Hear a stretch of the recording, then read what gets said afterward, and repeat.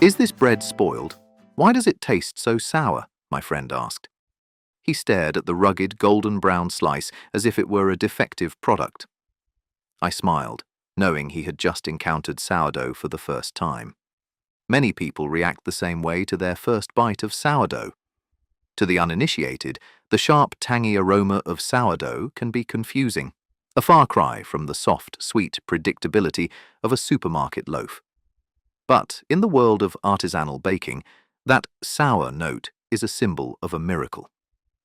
It is a sign that something ancient and invisible has been at work, transforming simple flour and water into something far more complex.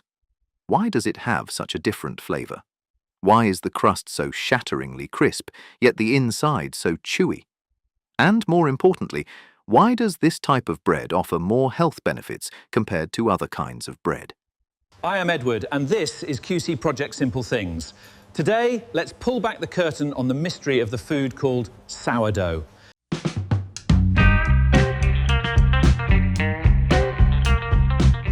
At its heart, sourdough is the oldest form of leavened bread, a craft that predates the modern industrial world by thousands of years. Unlike the loaves you find on most shelves, which rely on commercial, fast-acting yeast, sourdough is born from a living starter. This starter is a wild culture, a simple yet mysterious mixture of flour and water that has captured the natural yeast and lactic acid bacteria present in the air and on the grain. It is not just an ingredient, it is a miniature ecosystem. When a baker feeds this starter, they are tending to a tiny, bubbling community of microbes that have been used by our ancestors since the days of ancient Egypt. The true nature of sourdough lies in its slow and patient fermentation. While industrial bread is forced to rise at high speeds in just 1 hour, sourdough takes its time, often 12 to 24 hours. This isn't merely waiting. It is a slow, biological conversation between the grain and the environment to create its signature tang and a structural depth that laboratory yeast can never replicate. Think of a sourdough starter not as an ingredient, but as a tiny, bustling city hidden inside a jar. This city is home to 2 main citizens, wild yeast and lactic acid bacteria. They live together in a beautiful partnership. The yeast acts as the baker, blowing tiny bubbles to make the bread rise, while the bacteria act as the chef, creating those deep, tangy flavors we love. This ecosystem is also a natural fortress. These 2 roommates work together to keep the starter safe. The bacteria create a slightly acidic environment that acts like a security guard, making it impossible for harmful germs or mold to move in. When you see your starter bubbling, you are watching a living community that is breathing, eating, and protecting itself. The magic also lies in how this ecosystem reacts to its surroundings. Because these microbes are captured from the very air of your kitchen and the specific grain of your flour, every starter is unique, a biological terroir similar to fine wine. As they eat the sugars in the flour, they release enzymes that begin to break down heavy proteins. This silent work is what transforms a simple mixture into a living soul. It reminds us that even in the smallest jar, nature is busy at work, proving that the most profound changes often happen beneath the surface, hidden from the naked eye. So, how were this thing called a starter and sourdough bread discovered? Long before modern bakeries or commercial yeast, sourdough was not an invention. It was a discovery, almost an accident of time and environment. Thousands of years ago, in ancient civilizations like Egypt, people simply mixed flour and water to make flatbreads. But when this mixture was left alone for a while, a miracle happened. Fun fact, archaeologists have actually found 4,500-year-old dormant yeast in Egyptian pottery, and when revived, it still baked delicious bread. Invisible wild yeast drifting in the air, along with naturally occurring bacteria from the grain, quietly settled into the dough.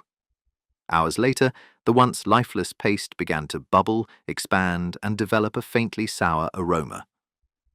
Without knowing it, humans had just encountered one of the oldest forms of biotechnology: fermentation. Over time, people learned to preserve a portion of this lively dough, what we now call a starter, to use again and again. Did you know some starters in Europe have been kept alive for over 100 years, passed down like family heirlooms? This practice turned baking into a ritual, passed down through generations. Even today, despite advanced technology, sourdough remains deeply connected to nature. It reminds us that sometimes the most important discoveries are not created in laboratories, but quietly revealed when we allow nature to take its course. For millennia, time was the baker's most loyal partner. But during the Industrial Revolution, the world began to move faster, and sourdough's slow pace couldn't keep up. In the mid-19th century, scientists like Louis Pasteur began to unravel the mysteries of fermentation, leading to the birth of commercial yeast. This was a super yeast, isolated and bred for one thing only: speed. By the early 20th century, baking was transformed. What once took 24 hours to rise could now be accomplished in less than 2. The traditional starter jar was pushed to the back of the shelf, replaced by convenient silver packets of instant powder. This shift changed more than just the clock. It changed the very nature of the bread we eat. To achieve this lightning-fast rise, factories began adding chemical softeners, preservatives, and sugar. We gained efficiency and consistency, but we lost the profound biological transformation that only time provides. The complex pre-digestion of gluten and minerals disappeared, leading to the soft, white, but nutritionally simplified loaves that dominate modern diets. So, exactly how is artisanal sourdough bread made? Let's start with the starter. Making a sourdough starter begins quietly, almost like waiting for a story to unfold. All you need is flour and water mixed into a simple paste. At first, it seems lifeless. But as the mixture rests, something unseen begins to happen. Microorganisms, wild yeast and lactic acid bacteria, naturally present in the flour, and the surrounding air start to awaken. In the first couple of days, the mixture may smell unusual, sometimes even slightly unpleasant. This is completely normal. Early bacteria begin to dominate, creating an acidic environment. As the days pass and you continue feeding it with fresh flour and water, a more stable community forms. The wild yeast and lactic acid bacteria begin to work in harmony, producing carbon dioxide bubbles and organic acids. Around day 4 to 7, you'll notice consistent bubbling and a balanced sour aroma. This is the sign of a mature starter. Interestingly, temperature plays a crucial role. Warmer environments speed up fermentation, while cooler ones slow it down. What looks like a quiet mixture has now come to life and is beginning to change the very nature of the bread. The most visible change happens deep inside the dough. As wild yeast feeds on the flour, it breathes out carbon dioxide, creating tiny air pockets.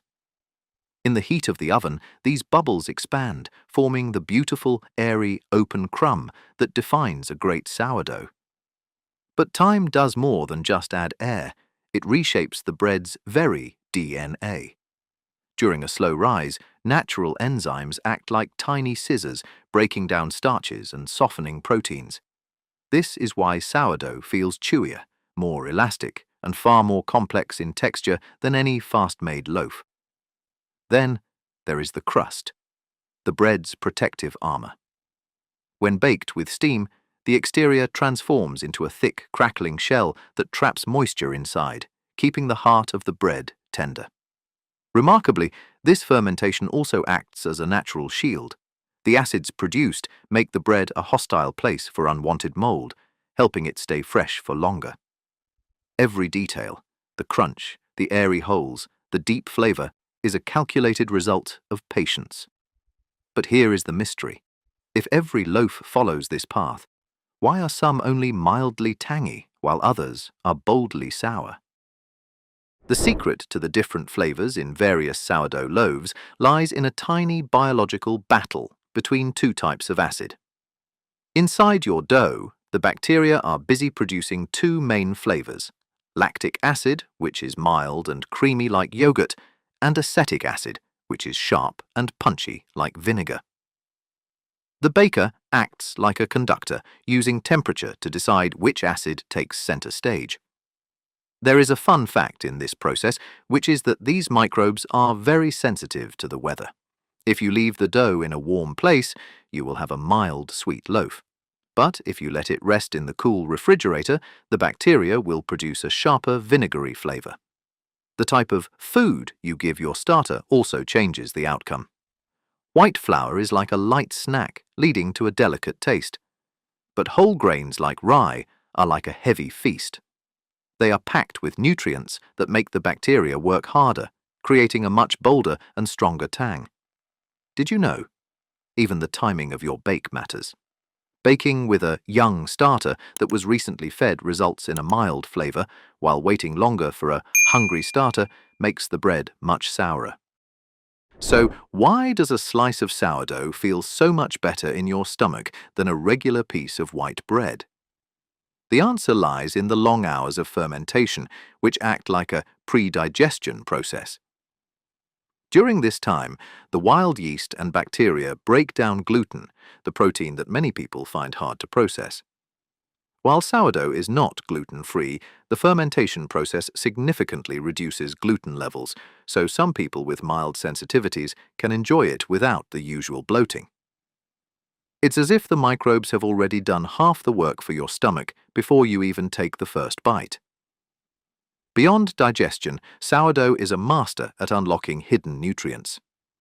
Cereal grains contain phytic acid, an anti-nutrient that blocks your body from absorbing minerals like magnesium, iron, and zinc. However, the lactic acid bacteria in a sourdough starter neutralize this phytic acid, effectively unlocking the minerals so your body can actually use them.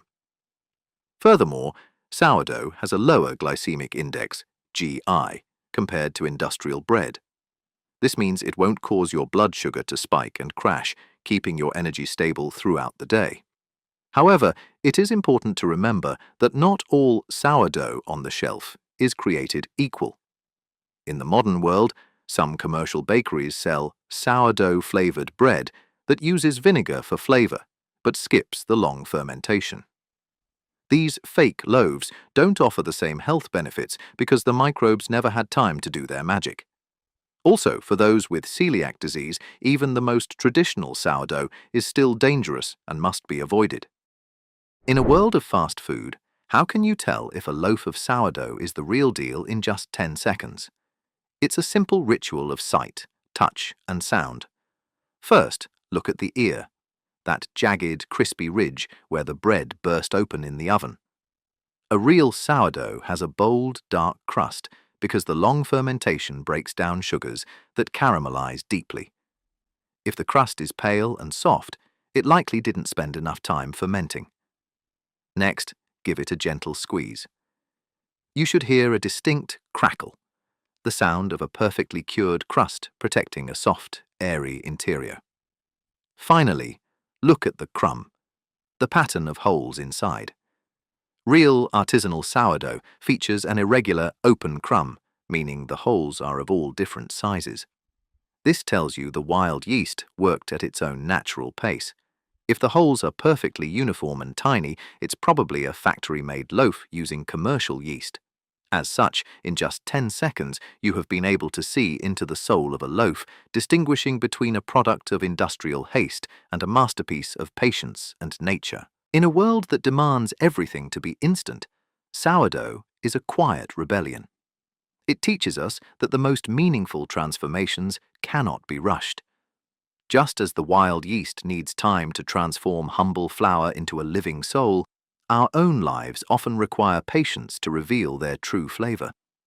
We spend so much energy looking for the next big thing, yet we often forget that magic is hidden in the simplest rituals, like feeding a starter or waiting for a loaf to rise. Sourdough isn't just bread. It is a reminder to slow down, to breathe, and to trust the natural process of growth. I am Edward, and this is QC Project Simple Things.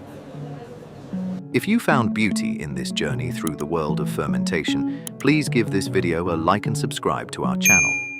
Don't forget to turn on the notification bell so you don't miss the next story. Thank you for slowing down with us today. See you next time.